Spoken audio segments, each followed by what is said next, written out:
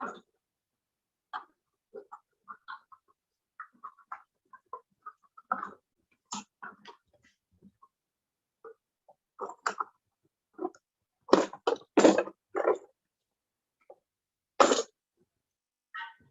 everyone.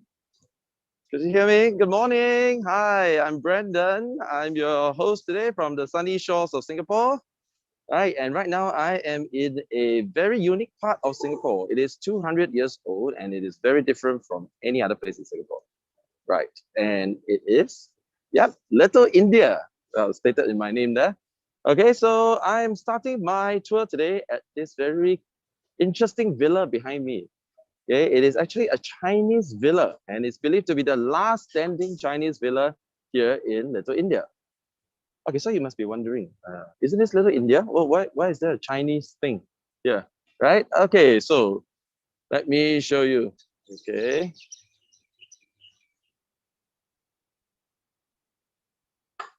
Okay, look at that. Wow, amazing array of colors of this building. Okay, this villa is believed to well, it's belonged to the Mr. Tan Teng Mia. That's the name of the building. Okay, so Mr. Tan used to be a very prominent businessman in the last century, and he built this villa, believed to be in memory of his love for his wife. So look at this wonderful array of colors, right? It's definitely one of the most Instagrammable places here in Little India. Okay, but the interesting thing is it used to be just green and white.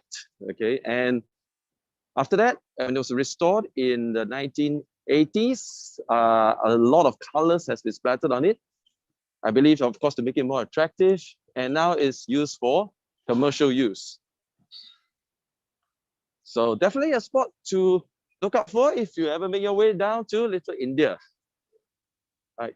Okay, it is a two-story building and it's a traditional 5-foot way around here, which is very symbolic of the buildings in the Malaya colonial era.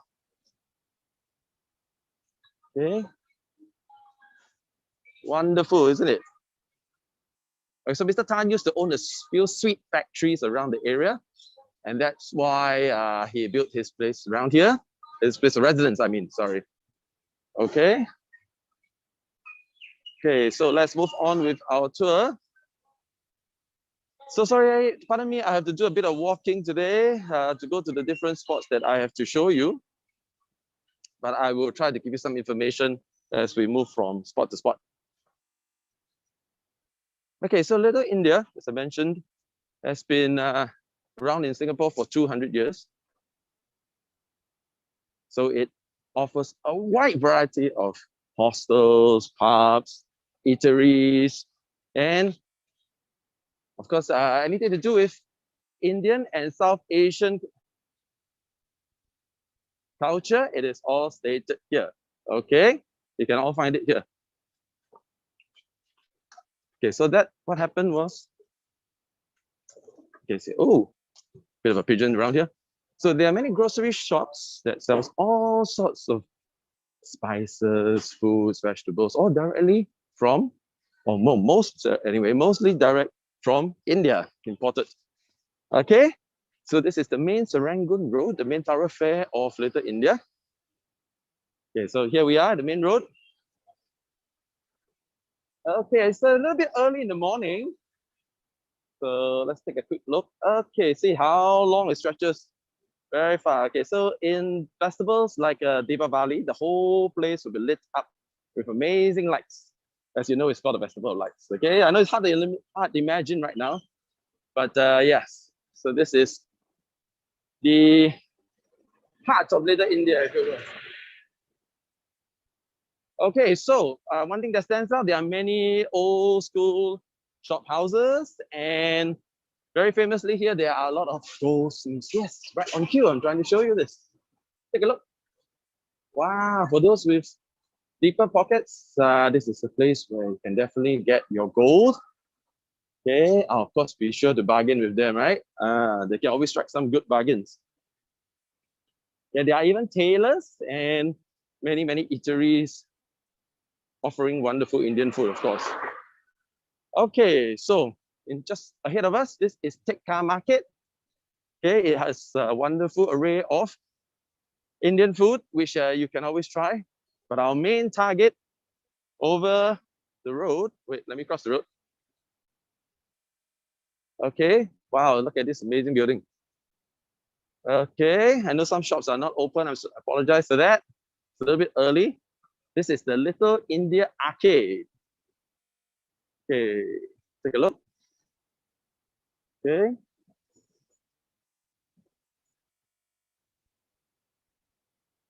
This place is about a century old as well, and it offers a variety of clothes, fashions, money change.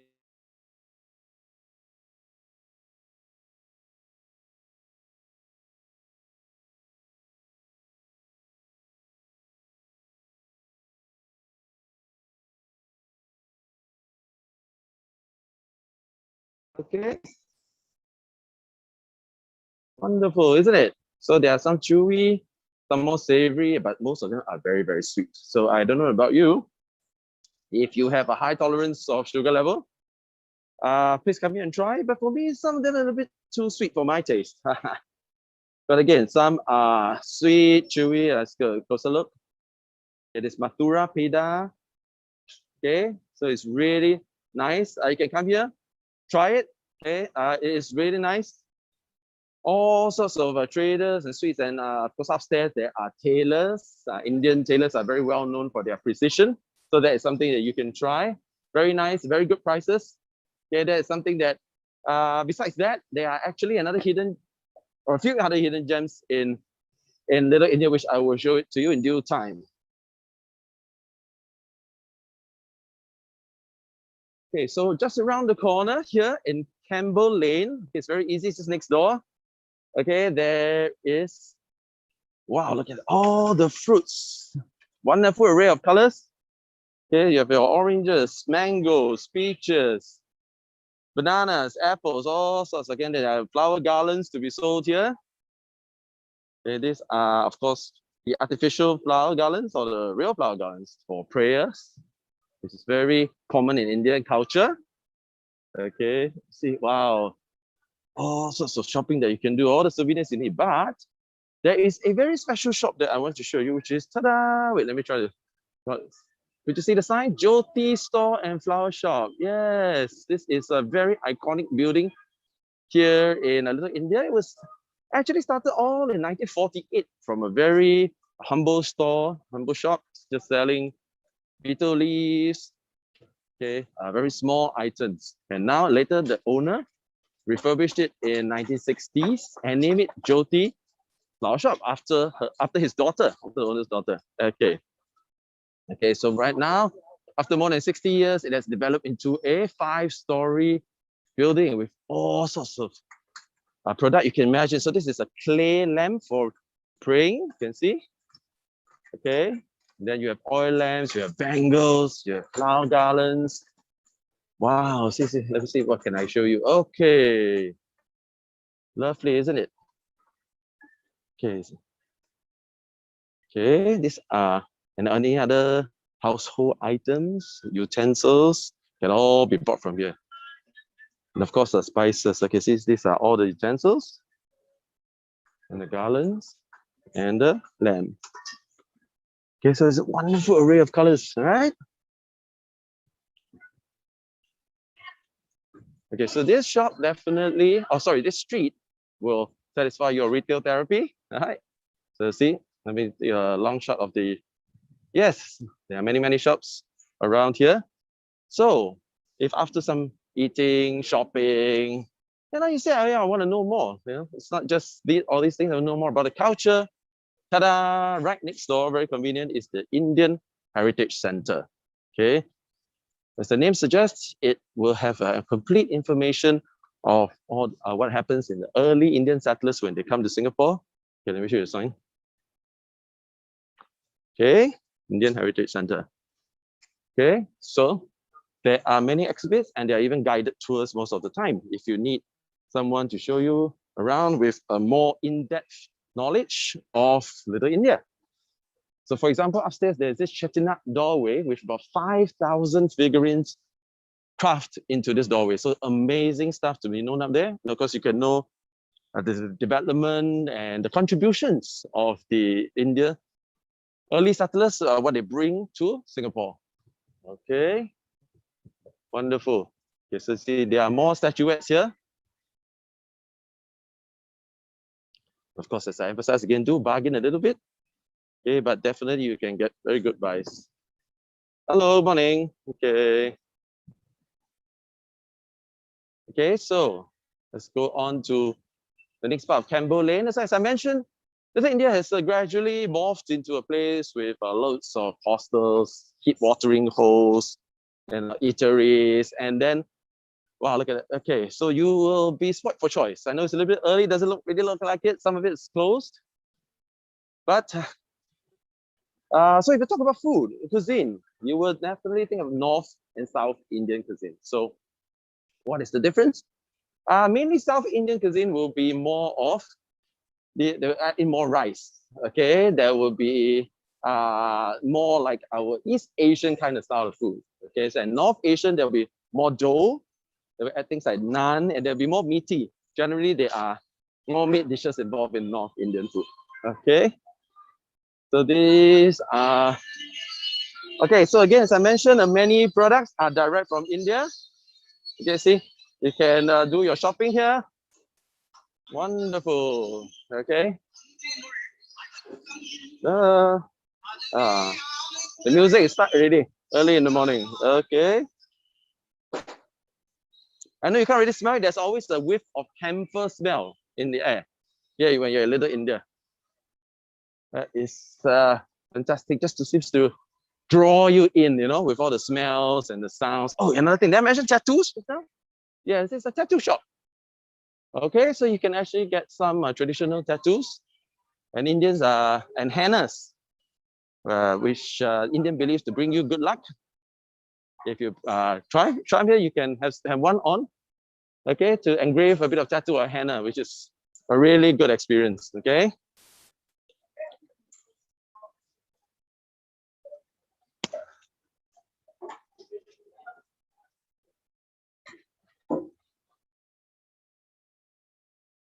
Okay, unfortunately, most of the shops are not open yet. Let me try to bring you. So after all this, you will be feeling a little bit hungry, isn't it? A little bit thirsty. So after all your shopping, your cultural stuff, okay, let me bring you to a very iconic restaurant here in Little India. Hopefully it's open. Yes, it is. I saw it already. Okay. Now this is called Komala Villas. You can see the name right in front. Okay, this is actually a 75-year-old restaurant. Very, very famous. Look at that. And it's more for the South Indian cuisine, as I mentioned just now. Okay. See, there's already a queue early in the morning. Yeah. Oh. Komala Villas. Okay, let's take a look what's on offer. So it's mainly a vegetarian restaurant established in 1947. Okay, so you have things like naan, as I mentioned. So this is almost like a Indian style pizza. Okay. And then you please, when you're here, please try the masala toast at the end. It is a paper thin, crispy dough kind of food. Okay, with lovely mashed potatoes on it, curry, flavorful. Please try. Okay. Let's see if I can sneak peek more. Okay, seems quite crowded already, early in the morning. Lovely. Okay, so this is along the main thoroughfare of Serangoon Road. So you can see a lot of shops are not quite open, but there's a jewelry shop, as I mentioned, some are.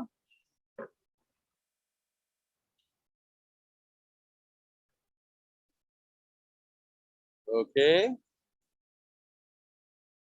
So let's see what else they have. Komala Vidas, yes. This is one of my personal favorite, the masala toast. This particular one I've tried before. It is really nice, okay? And some of them, my friend loves the samosa, okay, which is a triangular shaped fried kind of snack, which is really nice. Okay, so after all that, we have, or will try to go to the highlight of our tour, which is Sri Virama Kaliamman Temple. Okay, it's a little bit down the road. It's quite a mouthful to say that. Sri Virama Kaliamman Temple. Okay, so along this street again, you can enjoy a lot of gold to see again. Oh, see, they're open already. Right, see, look at that. I'll go a bit slower here. Oh, I see there's an elephant statuette, and elephants are believed to be sacred in Indian culture. Okay, so see, there is the gold. Right. So again, tailoring and beauty parlor. Ooh, makes you want to shop, isn't it? Okay.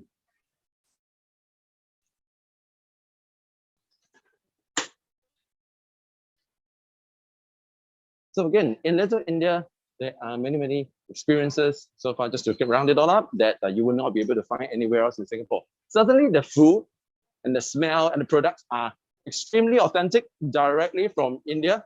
So that is something that we can draw upon, right? Okay, I'm sorry, this stretch of shops are not open.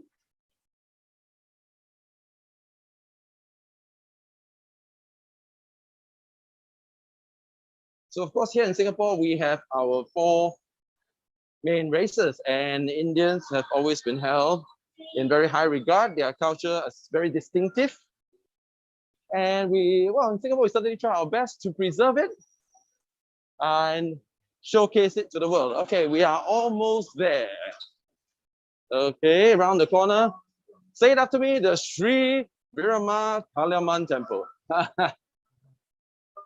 Okay, Sri Virama Kaliamman. I know it's quite a lot. Okay, so okay. Let's 3, 2, 1. Voila! Look at that! Yay! This is the temple dedicated to the goddess of Kali, who is supposed to be very ferocious, but is a protector, and she against evil, of course, right? They try to bless all those who prayed upon her, and so this is a 200-year-old temple. Okay, wow! Look at that. Okay, so what's very interesting is, besides offering prayers, it was restored in the 60s again. And what happened was, it was really during Second World War. It was used to, many refugees came here to seek refuge during the Second World War. And it has been said to save many people here. And the best thing is, after the bombing of World War II, the whole temple is left unscathed. Amazing, isn't it? Okay, so here in Little India, as with some other parts of Singapore, there are signs to help you as you go around when you do your walking tour. Okay. So on any given day, there are many, or not, today is a Monday, so it's not so many people today. Okay, but yesterday when we were here, it was very crowded on a Sunday. Yes, so, all right, I don't have much more time left, but as I told you before I finish, I just want to say this whole stretch, there are many other shops there, eateries. Come here, spend a day, explore. Okay, there are many other murals that you can take pictures with, which I'm unable to show you on this tour. So do come to Singapore and enjoy this lovely part of Singapore, which is very different from anywhere else. Okay, so with that, I will hand you over to my colleague Xiao Meng at Chinatown. Thank you very much. Hello. Wow. Thank you so much. Thank you so much. Oh dear. Let me see if I can actually switch this off. Hello, hi everybody. How are you feeling? Feeling good, feeling good. Okay. Just a moment. Let me just seek out.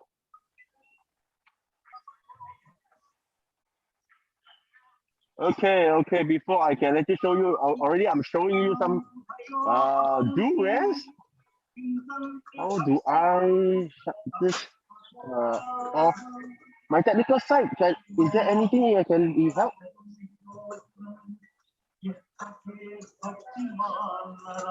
Okay. Aha, okay. Here you go. Everybody over here. Here I am at Chinatown, down here. Beautiful Chinatown on a nice Monday morning. And for those who just celebrated Father's Day, happy Father's Day. Yeah. Okay, this Chinatown is a very beautiful place. Now, on this side, you see the rustic, the nostalgic Chinatown. Now, if I come over here and I just show you on the other side, there you go. You see the skyscraper. So it talks about development over 200 years, like what my colleague Brandon actually said. I am Xiao Meng. I'm going to bring you on this tour in Chinatown. All right, shall we go? My foreign delegates, do engage with me. Where have you been? Okay, where are you from? Okay, and I'm going to tell you a little bit very interesting about Chinatown over here. Now, talking about Chinatown, this is what I'm going to show you down here. Many parts about Chinatown. This very, very big logo over here. Can you see that? Now, it talks about Chinatown, Singapore, but in the Chinatown wordings in Chinese, this writes in as New Shui. Now, if you go to Europe, you go to any part in America, you go to any of these, what do I call it? People in living, Chinese living in a place called Chinatown. Usually, okay, they will call it 唐人街, 唐人街. And of course, as you can see over here, New Shui and 唐人街, it sounds different, isn't it? It sounds different. So how did this come about? Very simple. This comes about, okay, because of this story where this street that you are seeing right now used to be ferried on a trolley cart, okay, by buffaloes carrying water. So buffalo is new. Bullock carts are actually cer, and water is shui. So the Cantonese actually call this nao te shui, or in Chinese, New Shui. So my foreign delegates, if you want to learn some languages, you can learn through with me over here. So as you can see, I'm going through very nice buildings over here. Okay, so as I am going through here, you can see these are actually shop houses. In comparison to the skyscrapers, which is the downtown city center of Singapore, okay, I come to this place called the Chinatown Heritage. Chinatown Heritage. Okay, let me see how I can actually make it a mirror view. Okay, but Chinatown Heritage Center. This place, okay, is a very special place. As you can see, these are shop houses which is being conserved by Singapore Tourism Board, okay, in 1986. What's so special about all these shop houses? Okay, the architectural design, as you can see, there's a very, very huge colonial design infused with Chinese windows, isn't it? So what happens is that on the ground floor, they are all businesses. Okay, on the second floor, as you can see over here, okay, and on the third floor, and this one goes all the way up to fourth floor. Okay, usually they don't exit beyond the fourth floor. So you have this first floor, second floor, and third floor. Now there is a way how they actually arrange the kind of setting over here. So first floor usually it will be for businesses. Okay, and as you can see over there, I can't show you because it's closed. There's a tailor shop, okay, that goes way back to the 1800s. So over 200 years, it has not changed. It's a tailor shop over there, okay, that where you can see it. So on the top, second floor, that is where the landlord will house tenants coming from overseas, from the early Chinese settlers from Qianzhou. So these Chinese settlers, they don't have much money. They will come over here. Now, this is one shop space, okay, 3 windows, okay. How big do you think, okay, it can house? It's about 600 square feet, So they will, what they do is, what we call this a living quarters. The landlord, okay, all Chinese make a lot of money, okay. They will partition, okay, the place into up to 7 quarters. 7 quarters. Just take a look. It's 7 quarters, okay, 5 to 7 quarters over the 600 square feet area. 5 to 7 quarters. So in this kind of place that you see over here, okay, 7 quarters. If for each house, they house 2 to 3 to 4 people, okay, this is what you see. Take a look. I'll just show you the house again. Okay, if they have 7 quarters for 4 people, that's 28 people living in not the 6 windows, but only the 3 windows, as you can see over here. So it's very cramped, and everybody shares an ensuite, which is a toilet. Okay, and they cook in the same common kitchen. Can you imagine living in this kind of place? And yet, going up to the 3rd floor, this is where the landlord lives. So they are living in luxury where every other people live in misery. All right. But anyway, this is the visitor center. This is now closed. Okay, it's called a New Shui Yuan Mao Guan. Visitors can come in, adults for $14, children for $10. So now it's COVID-19. Hopefully, after the pandemic, I welcome every one of you to come over here. Okay, so let's carry on. Okay, as I said, they have already become eateries all around. You can come here and get some nice oriental clothes, even kimonos. Okay, so let's go ahead.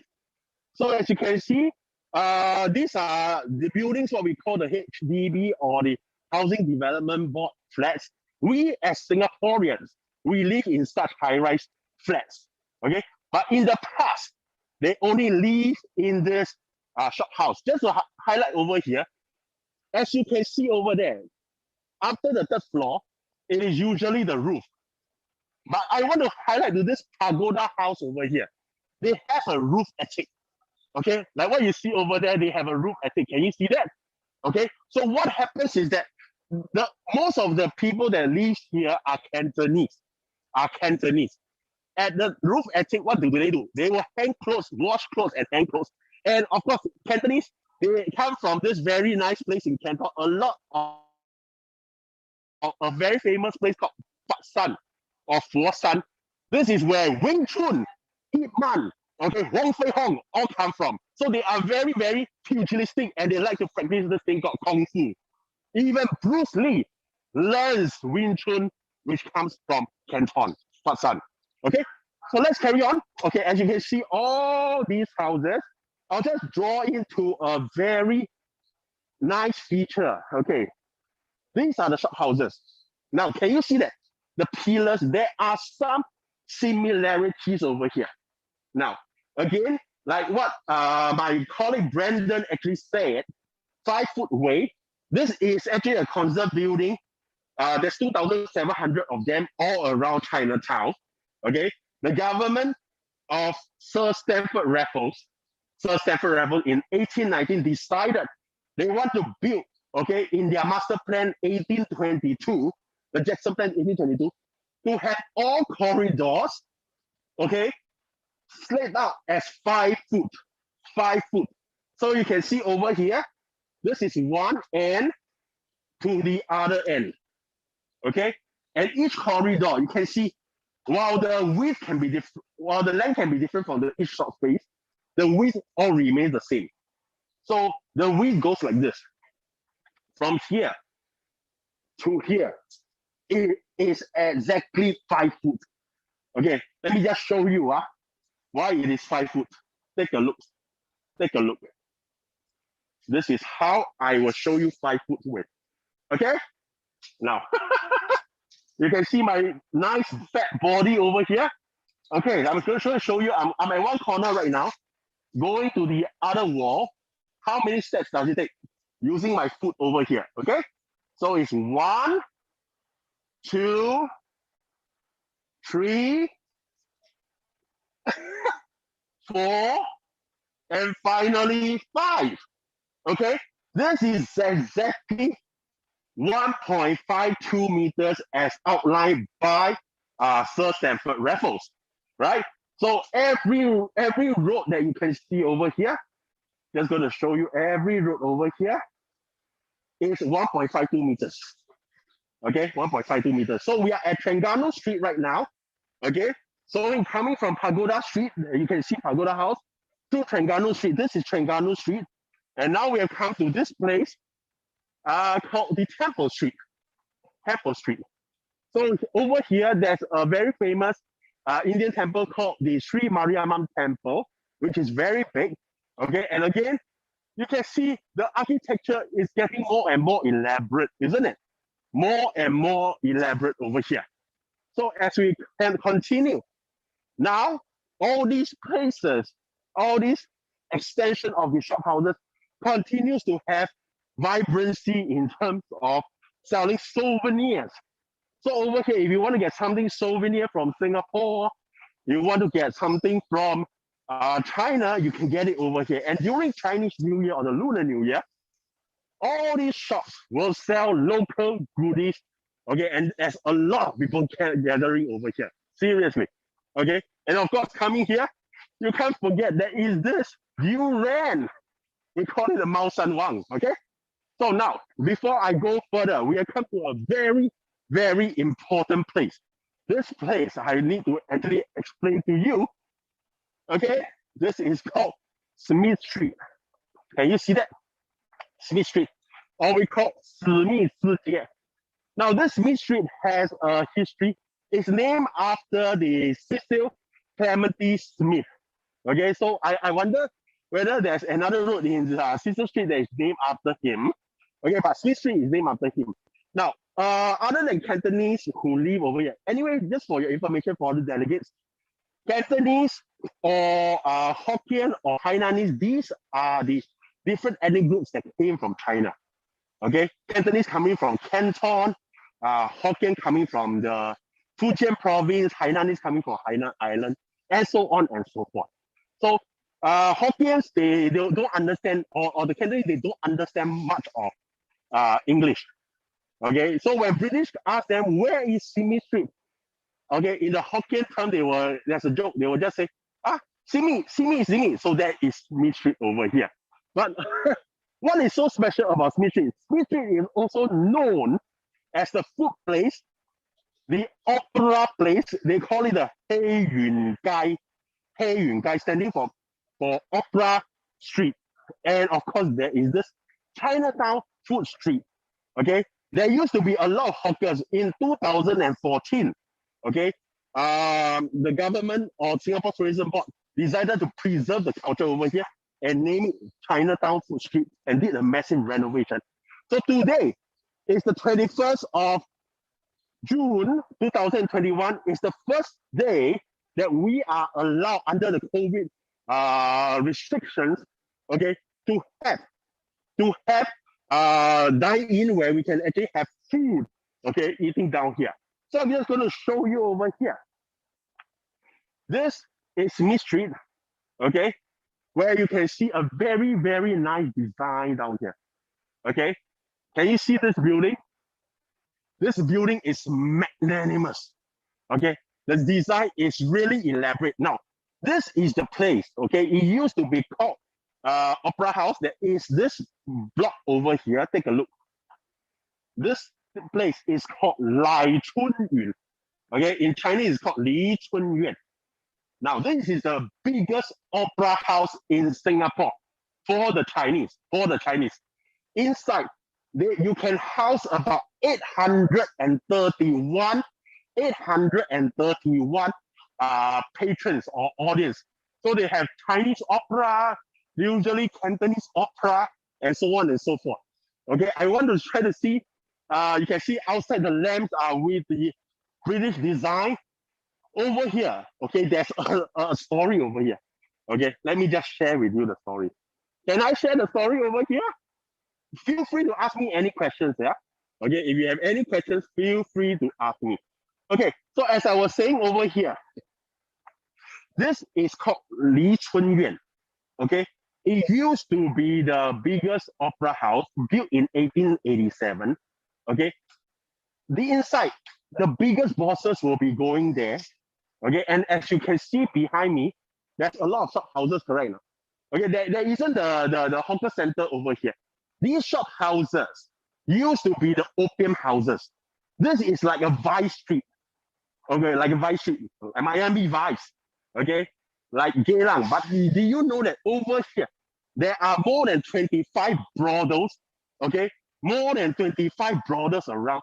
And the best courtesans actually gathered in this place called the Lai Chun Yun. I'm just going to show you over here, called the Lai Chun Yun.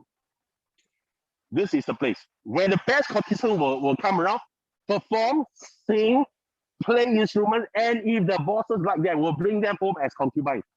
Yeah, as you can see over there, all these places for yam cha, a lot of things carry the Cantonese feel. So as these courtesans continue, okay, their trip, okay, impressing the bosses, there are a lot of street food.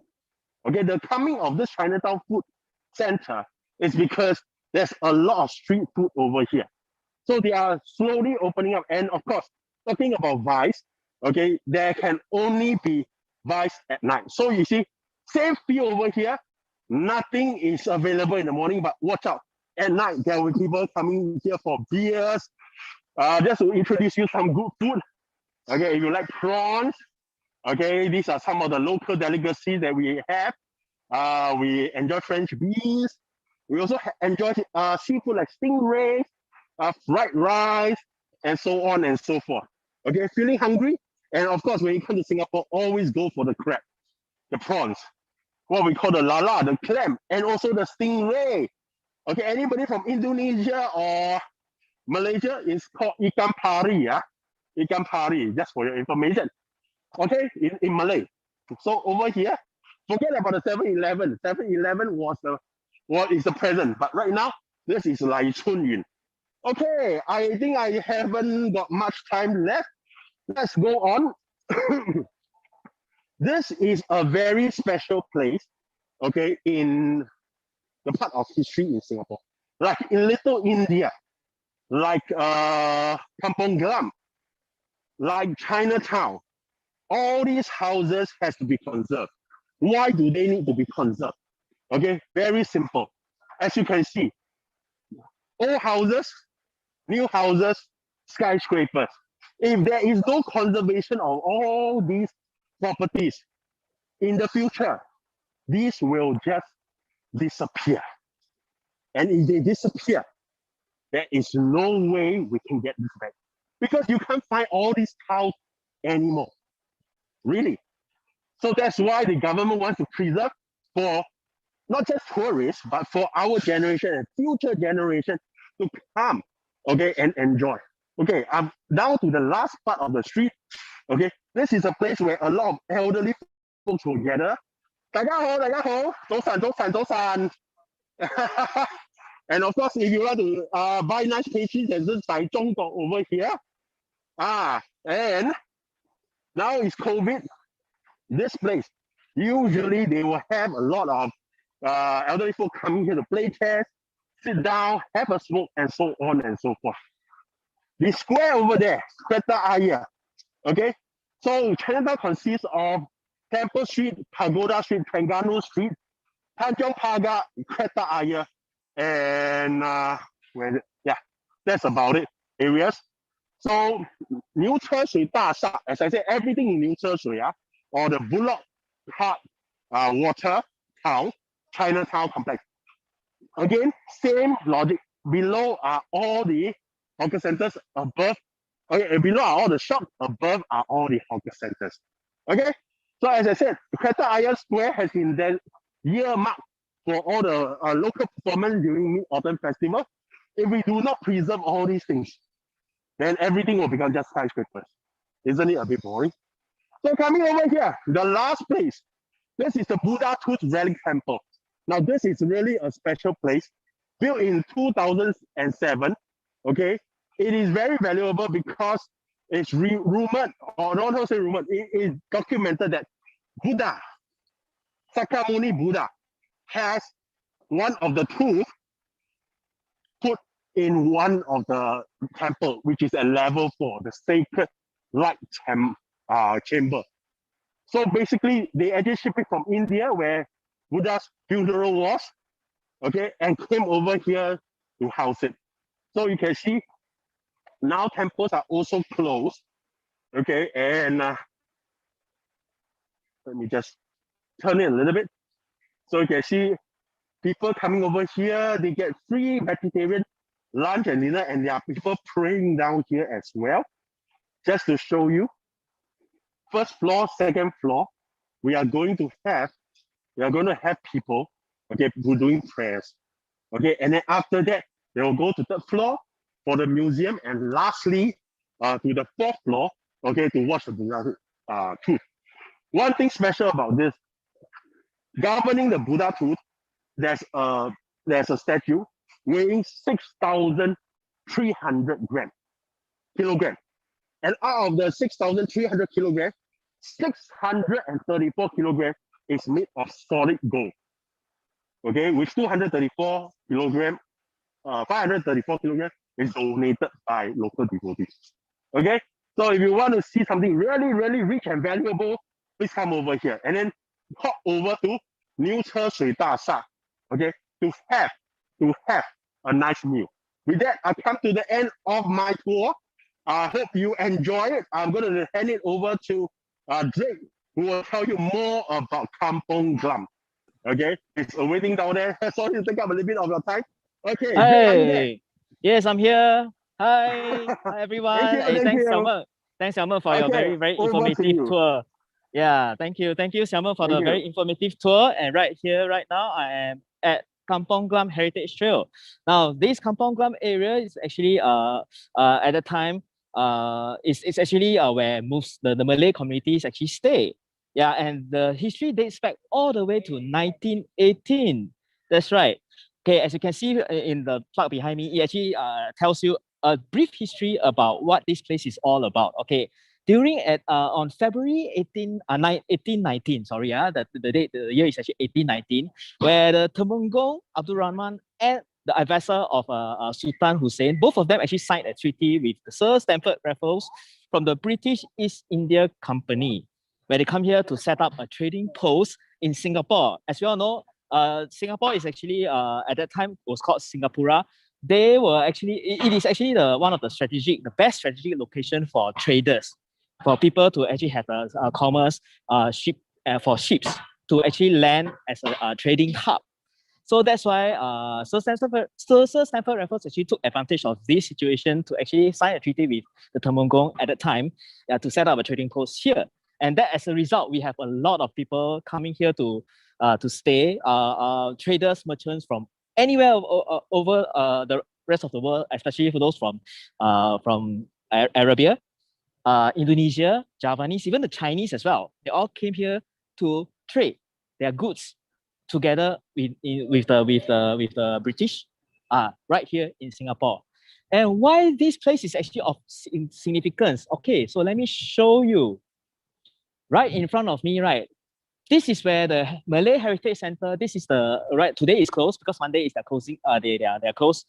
But right here, you see this compound. This compound is actually the residence of the Sultan 200 years ago. And that's why this landmark is so important. The Malay Heritage Center is actually built here, and it was converted based on the residence, the Sultan's residence. Yeah, this yellow building is actually where he lived. Quite amazing, right? Yeah. And then because of the fact that we have signed the Sultan has signed a treaty with Sir Stamford Raffles, so he also asked for another requirement to actually seek funding, set aside funding to build a mosque, a place of worship, because at the time in Singapura, the Malays are actually the native of this land. So religion, in terms of religion, Islam is actually one of the main religions here at that time. Yeah, so for the Sultan to actually get his people to concentrate all his village people in here so we have to set aside a place called the Kampong Glam for the Malays to actually stay together and also come together to celebrate and pray together with this Sultan Masjid mosque that we see right in front of me. Later, I'm going to just bring you closer down the road, yeah, to show you more in-depth details of the mosque.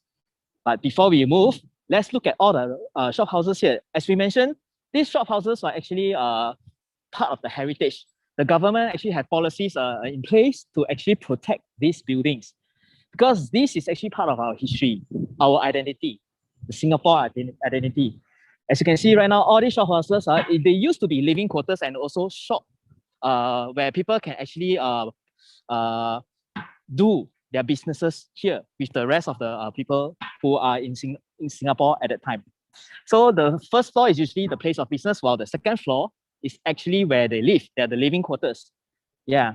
But right now, most of them have been converted into different types of modes of business. For example, right in front of me, this Minang, this is actually a Vietnamese restaurant where they cook Vietnamese food. And today we already have, that early in the morning, we already have people who are already eating, having their tea, morning tea. And as we scroll further down, we see more shop houses. These are all the protected buildings. And as you can see, some of the windows here are actually kept almost the same. They are only just refurbished so that it doesn't fall off that easily, because all these buildings are at least 200 years old. It's that long of a history. So it is very worthwhile to actually keep all these buildings intact as much as possible. Yeah, to protect our identity so that our young will know our history and the context of why these buildings are here. Well, because why are all these buildings all only two stories tall? It's because of the fact that at that time, during there's no technology where we can build high-rise buildings that we see here today. And so this is the remnant of the past of our Singapore. As I'm strolling down this street, right? Okay, this area, the Kampong Glam area, actually has quite a big area. There are quite a few streets where you can name, such as the Haji Lane, Arab Street, Muscat Lane, the Muscat Street here, as well as Busora Street. Okay, Busora Street in the past was actually named the Sultan Road. Why? Because right, along this road, right, this is actually part of the Sultan Road. All right, the Sultan actually lived just across the mosque, because to keep all of the community close together, he decided to build the mosque just right next to his residence. And this is the Masjid Sultan Mosque. Okay, there's a car before I can cross. Okay, let me show you, bring you closer to show the entrance of the mosque. Or rather, as you can see, gold painted mosque right here.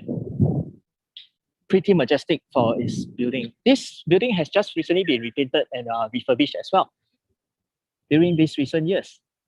Gold and green color is the symbolic color of Islam. That's why we see they are all painted so lavishly right here. Humbling. And right next to me, as you can see, if I scroll further to the left, you see the tall buildings far ahead. This is how we marry the old and the new together. As we move slowly along, okay, just how I mentioned, this used to be the Sultan Road, okay, and it's now currently named as Busora Street. Okay, Busora Street is actually a name that is used. That's actually an actual name in Iraq, a place in Iraq. Yeah, as you can see, there are many more shop houses here. Okay, I can show you a brief demographics of where the community used to live. Okay, so where we are in the mosque, right, when we're facing out to the mosque, okay, to my right, all right, those area over there, most of the Malays actually live there. And then as more and more settlers, more and more traders come in, right, this whole area, this stretch, right, became the living quarters, or rather the place where Arabs, Javanese, Indonesians, and even Chinese traders here, they live here in this segregated area. Yeah, because actually this whole area used to be the Kampong Haji. Kampong, suddenly it slipped my mind. So it's actually, it used to be just one whole kampong before they segregate into different streets right here. Okay, so before they split into Arab Street, we split into Haji Lane and so on and so forth, because there are many different traders over the years that came in to do the trade with the British. Yeah, so they came here with all their goods, and then with all this commerce going on, we have a diverse culture in Singapore right now. And this whole stretch here is still the Busora Street. It is the heart of Kampong Glam, because right in the center, right, this is where it is right next to the place of worship, the mosque. So during Ramadan, during any festive seasons around in Singapore, especially the Ramadan, the Malays and even other people from other communities actually come and concentrate here to actually celebrate the festival together. So they will cook for each other, just like our hawker culture in Singapore. So we have different walks of life, people of different walks of life, people of different ethnicity. They come together, they celebrate the festivities together, never mind where you're from. This is how we actually encourage our racial harmony. And it's still quite strong today in Singapore as well. If not even stronger. Seeing as how everybody pull together the efforts, as you can see, although most of the shops are closed, we actually cooperate with each other to actually to make sure that the pandemic doesn't affect us too much. So we keep to the restrictions imposed on us at the same time while trying to keep the virus at bay. And look at here, there are various very different restaurants. For example, this is a Lepak race. Okay, this looks like it's a Malay. As you can see, there's a mix of Malay Arabic restaurant. Where they also next to them, they actually sell. It's a bazaar type. It's a bazaar. They are closed today because Monday is usually a closing day for the shops. You can see different trinkets and also these kind of items that we can actually buy as tourists. More Arabic, Turkish. You see so many diverse different types of food in Singapore because food culture here in Singapore is very strong thanks to the fact that there's so many different types of people from all over the world coming here to settle down in Singapore. So as I'm walking down further down, I see my most nostalgic place I usually go because as a performing artist, after our shows, after our rehearsals, we always hang out here. In front of me is a Kampong Glam Cafe. This building is still preserved until now. For many decades, they only just repainted and also refurbished it quite recently. And then as you scroll to the left, there are more buildings of different kinds of colors. And right here in front of me is actually a Japanese restaurant. Very interesting, very diverse group of people all operating the business right here. Now on here, Kampong Glam, as you can see, they serve mostly Muslim and Indian food. Where just as I mentioned, during Ramadan, they actually celebrate with kueh. They actually celebrate by cooking for each other. They also make goodies like all this for everyone else to share. So even now, they also sell it right here if you're interested to get a bite.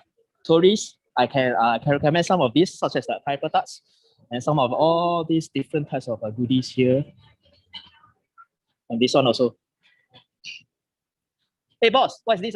This is cake kupus. It's a kind of a fruit cake, but it's a Malay kind of fruit cake. Oh, it's a Malay kind of fruit cake. As you can see, that's one of the quick way as well that we can actually was recommended. Thank you. Yeah. Okay. Just now why I say that I usually as a performing artist I also come here to eat, right? Because right down this road, right, it's actually Aliwal Street. That is actually one of our arts center, arts hub as we call it. Mostly concentrated where theater practitioners as well as Muslim artists as well are all concentrated here. And also they have a lot of graffiti artists right here. And this is a very important information because I'm going to show you later why the graffiti artists here is actually very important to part of revitalizing our and modernizing our street culture here.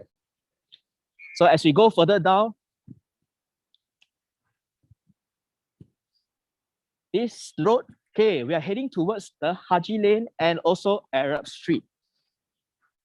Now, last time it used to be just one single kampong here before they split into Arab Street and Haji Lane. Arab Street is actually the earliest street that they split off from because of the fact that there are many Arabic residents and traders at the time living here. As you can see, the sign, I don't know if you can see it clearly, but this is, right now we are heading towards Arab Street.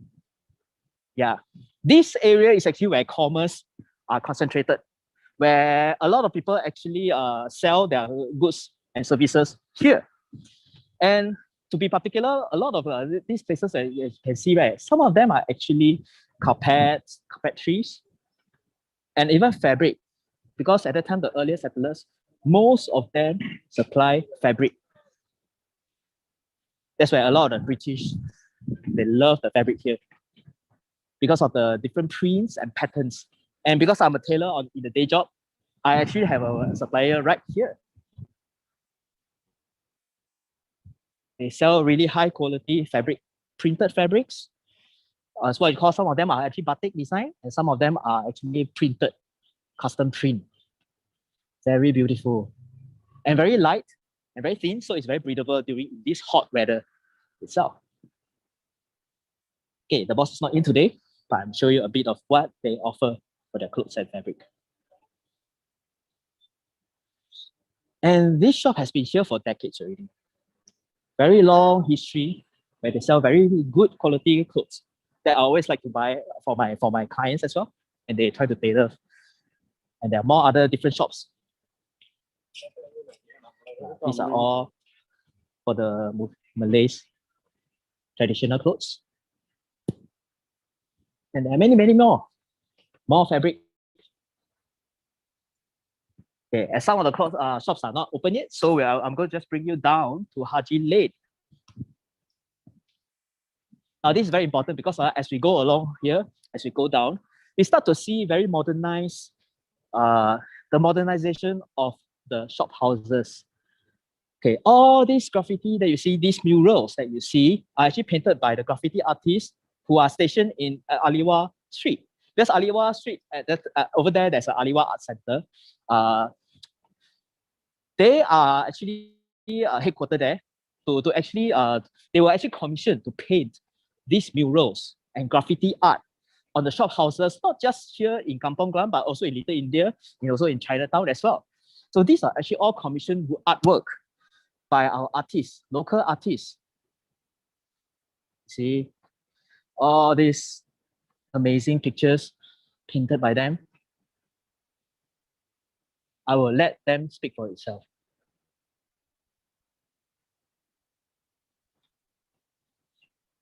And as you can see, this is actually part of our heritage, but then when we come here, all the murals and all the designs, this is a totally very different style. The color used is also very different. All these shop houses. And as we go along, instead of just the usual fabric shops, here we have different types of restaurants serving different types of food, hipsters cafes, and so on and so forth. As I actually centralize this framing, you see a very tall high-rise building, a very modern building. In the background or in the foreground is our very rustic shop houses, still kept in very good condition while still keeping its original flavor and character, the rustic look. And this is part of our identity that celebrates diversity and also harmony.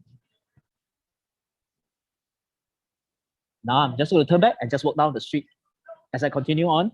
Okay. So this is Haji Lane.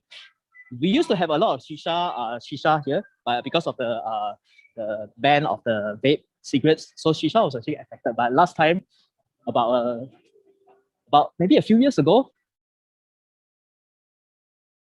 I usually like to smoke shisha with my friends here in Arab Street and Haji Lane. But it's still a nice place to hang out because this is a very chill, as we call, chill and relax, or in short, chillax. This place is very chilling and relaxing for us, especially we have cafes just a few shops down the road, and we can see a few cafes. You know, you can actually buy things, you can do spa and so forth. You want to get tattoos, we also can have tattoo shops here.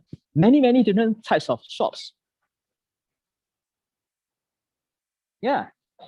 And I guess I'm running out of time soon. So actually, speaking of culture identity, right, I also want to segue to my next friend, Michael. Okay, he's in Botanic Garden right now, and actually he's going to introduce to you our national flower. The name of the flower, I shall keep it a mystery. I'll let him reveal it to you. So as I'm walking along Haji Lane, I will hand over the mic to Michael. Michael, are you there? Michael. Now, for those of you who still have questions with regards to the Kampong Glam, Chinatown, and even Little India, please feel free to put it in the chat. Yeah, and let us know so we can answer the questions for you as best as we can. Okay, hello, I'm here. I was just accidentally muted. Okay, Ah, hello, okay. hello everybody. Welcome to Singapore. Welcome to Botanic Gardens, and particularly today the National Orchid Gardens. I'll have a swivel around so that you can see how fabulous this place is. It's a really one of the most beautiful gardens I've been in the world, and I've been to many countries. And not that I'm here in Singapore, I'm saying it's the best, but it is the best because it is now a UNESCO heritage site since 2015. This place has 82 hectares, which is a big deal in tiny Singapore, which is only about 723 square kilometers. Okay, so it's a big deal in Singapore to have this huge piece of land as the Botanic Gardens. It has been here since 1822, but in 1822, it was at Fort Canning Hill, or you can call it Governor's Hill, because those days the governor's office is sitting right on top of Fort Canning Hill, looking at every one of you, including the port and all that. Okay, then in 1858, they actually moved to the present site at Cluny Road. Okay, before I go further, today, just to let you know, I am interacting with online tourists and offline tourists as well. We are very fortunate to have three esteemed guests. Or maybe you can introduce yourself.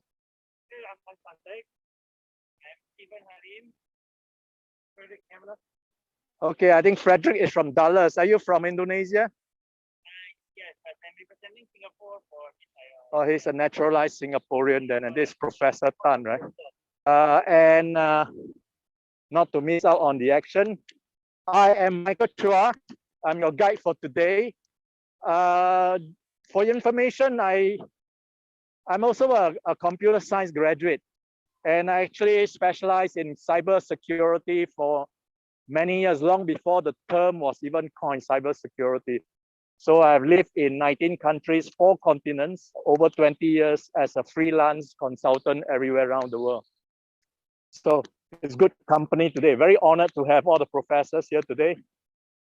Okay, now I would put the camera going front so that the audience can see the surroundings. It's quite hard to interact with offline and online audience. I'll move the camera very slow so that you can see the orchids. Yeah, without, I know on Zoom, it is very jerky and all that. Let's move forward. Okay, my question now is, first of all, what is an orchid? I think a lot of you would know instinctively what an orchid is. If I show you something like this, you kind of know that is an orchid. But what exactly is an orchid? Okay, I'm not here to define it because then it's very boring, but we can get some characteristics of what an orchid is. They are basically epiphytes, which means they grow on branches, or they are lithophytes, they grow on stones like that, right? They grow on stones, and there are some of them, 25% of them actually grow from the ground. They're called terrestrial orchids.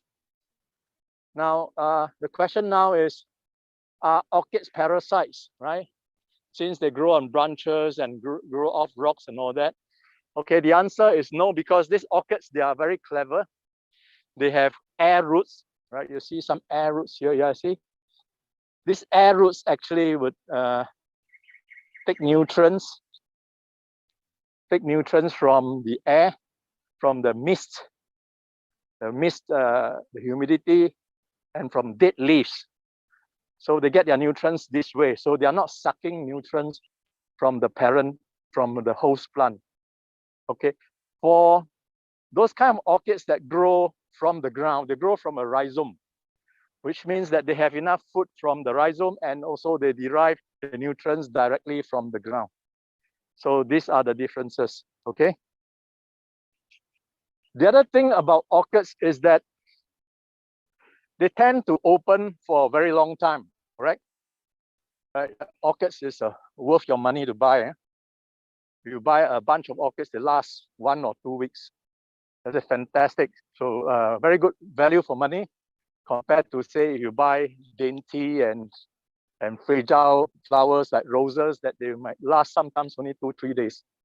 Now, the reason why orchids last such a long time is because they have a very specialized pollination system. Okay, very specialized. So because they are very specialized,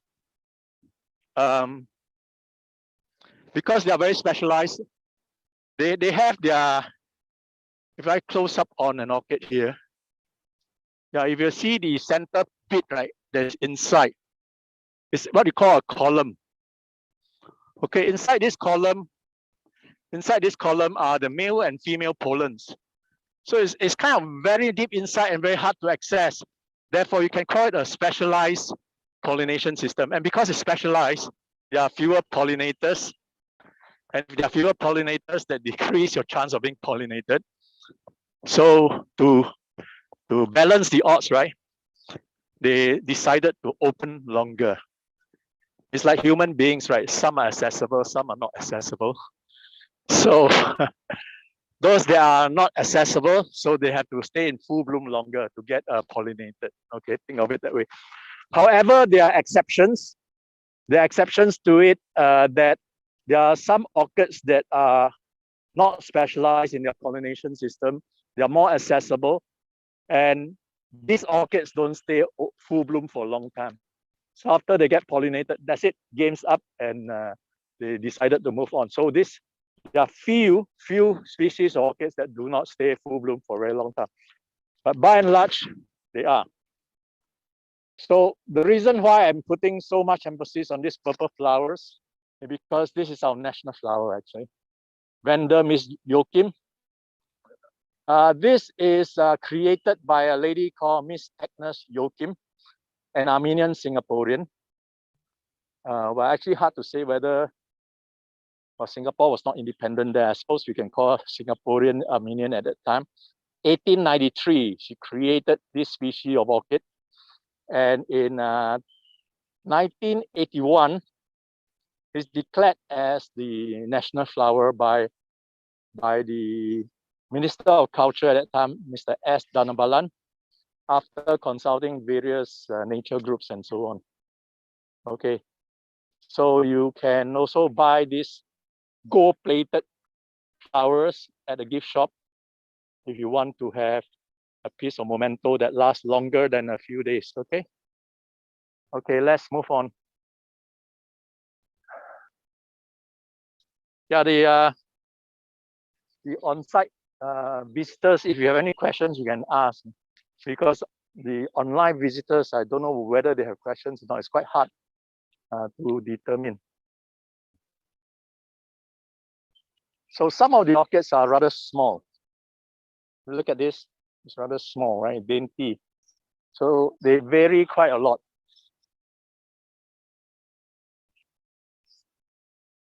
Really, really beautiful. I think for today's tour, I would probably give you more visuals, because yesterday I saw the video. We seem to be much rushed, and I yada away so much. And you don't have that many opportunities to look at the flowers close up. And this one is a huge one, huge, beautiful one. Look.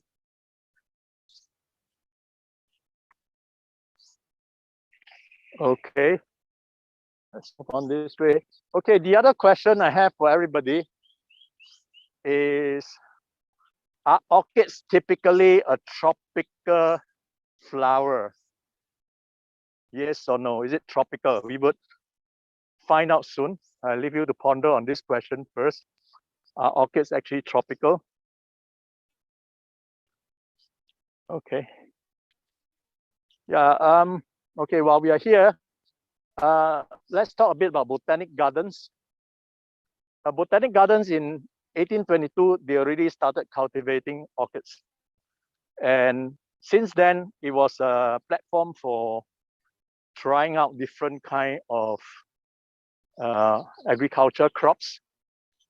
Okay, trying out different crops. The most famous one was the rubber trees, the rubber seeds, but that was much later. I think 1928, I think they started testing rubber seeds that were smuggled from Brazil, purportedly smuggled from Brazil, and then to the London Kew Gardens, where the saplings are grown, and then they try to grow it up in botanic gardens, and it was very successful, evidently, because then rubber trees became a major crop during that time in Malaysia, Singapore, and Indonesia. Because why? Because of the commercialization of motor vehicles, Henry Ford, right? And there was a huge demand for rubber. Eventually, a lot of the rubber exchanges, because rubber is grown in this region, is done here. Okay, next we are going into the VIP orchids. Okay, the VIPs are very important people of various parts of the world, have flowers named after them. Okay, so if you want to have flowers named after you, be a very famous person, you might make it to some of the names. Okay, let me hurry up. Okay, some famous names that you might know. I think Aung San Suu Kyi is here. Yeah, Moon Jae-in.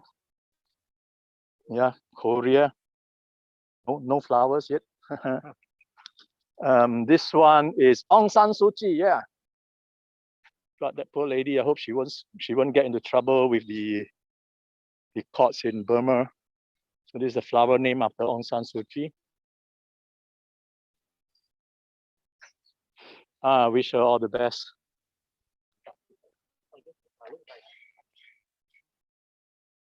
Wow. Iriana Jokowi. Hey, Dr. Stephen, your country. I have a confusing nationality at the moment. You're confused, yeah. So you're not alone. I have to professionally represent Singapore. You're not alone. You're not alone. Yeah. And Mrs. Mahathir, Siti Mahathir. Okay. Oh, where do I put the camera? Oh, okay. Siti Mahathir. Yeah, laterally inverted.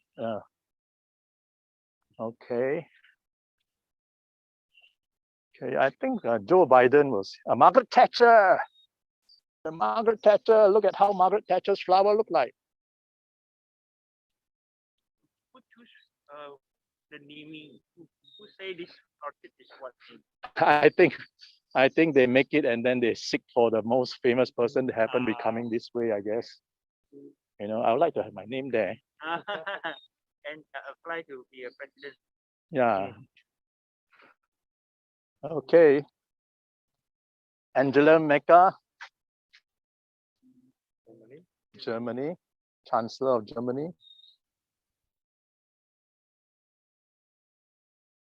Okay, we shall not go through all of them. I might stop at Joe Biden because we have an American here. Is that all right? Joe and Jill Biden. Yeah, that is a flower that is named after the US president, the current president. Yeah. At that time, The previous one over there. at that time, he was only the vice president. So where's that one? Obama, previous one. Oh, Michelle Obama. Okay. Good lighting. Yeah, quite hard to catch the lighting this way. Okay, I think we should walk faster. Leave the VIPs alone.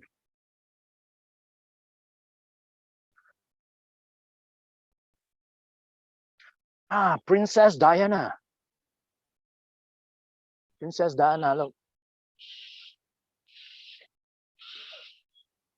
A white flower.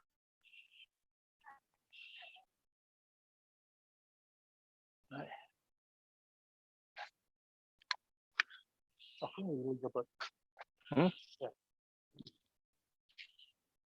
Queen Elizabeth, of course.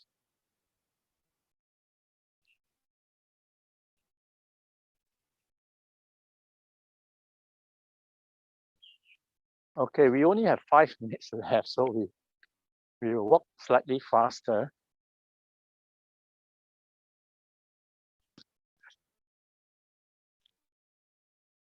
It's a huge place. If you haven't been to the Botanic Gardens, and particularly the Orchid Gardens, you should make your way here because it is an extremely beautiful garden, very well kept, many species of orchids. There are about 1,000 species of orchids here, 1,000 species, and there are 2,000 species of hybrid orchids here. So plenty of orchids to look at. Okay.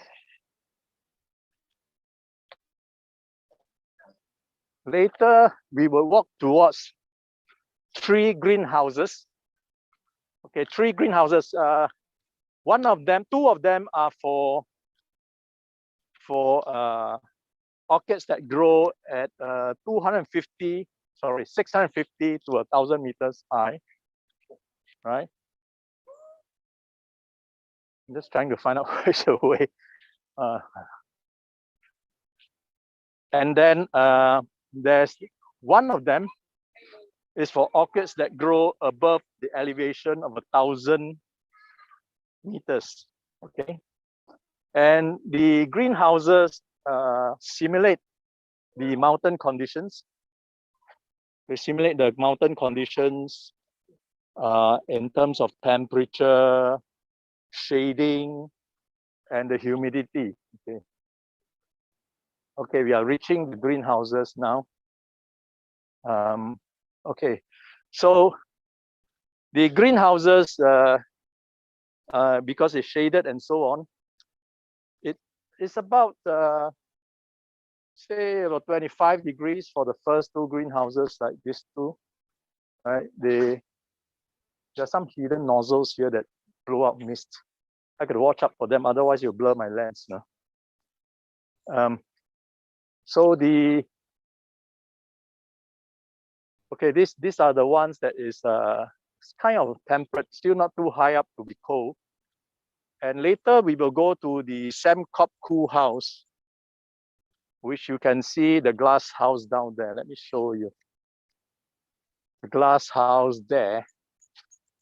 That one is a air-conditioned greenhouse. Okay, which gives you a hint. If it's air-conditioned, then the temperature would be about 18 to 22 degrees, right? Which means it's cooler, right? Which implies that orchids are not only found in the tropics. Orchids, in fact, are found in all continents except Antarctica. In fact, you can even find orchids 4 degrees above the Arctic Circle. So these orchids are tough cookies. They grow everywhere except the Antarctica. And surprisingly, when orchids started, they started off as a very, very tiny seed. The seed is 0.06 millimeters to 6 millimeters. In fact, the size of the seed is so small that it cannot support germination until it gets its first shoot to be self-sustaining. It can't. The seeds are too small. It doesn't, I don't know what it contains inside. Probably too little food to feed itself during germination. So as a result, most orchid relies on fungus to break through their seeds and actually supply them nutrients. Okay, supply them nutrients to germinate. Okay, so from the first shoot, then they start to grow air roots and all that. That's when they suck in the moisture and the air and so on and feed themselves. Okay. Okay, we are meandering down this path and reaching the entrance of Samkop Cool House. Okay. Yesterday we came here and we realized that we cannot enter. We cannot get signals, internet signals inside Sembcorp crew house. So we got cut off several times. So our camera crew has taken an offline video and have edited it, and I suppose now it's available online. Now, admin, you can now post the online link to the chat so that the rest of them who are not on site with me, this gentleman, okay, can't see, only can see silhouette, no need to smile. So they are with me, I will continue with them, but for the rest of you, please visit and participate in all the online activities that's created by this gentleman here, okay? Okay.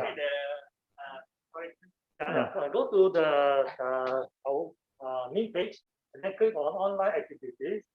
Once you are there, click on, you look at the introduction below the page so that you know what to do, and look at the prices down there. Okay, we have 2,000 cash prize, and then $2,000 for cash prize, and also some effective Huawei or Wi-Fi headset. Okay, so what you need to do is you go to the sponsor page and then view the video and answer some simple questions, MCQ questions. Okay, and then you can earn the prizes. Okay, try to do it before you do the actual IOI contest. Okay. You can also do it after the first contest. When you are resting, you can also go on to do the quiz. Okay, I hope to see you all there. Thank you. Okay, so that's all for today. I'm Michael Chua. I hope you enjoy this tour. There will be another one on Wednesday, so I hope to see you all guys there. Bye. Who wants a photo bomb behind? Okay, no need. Bye-bye. Bye.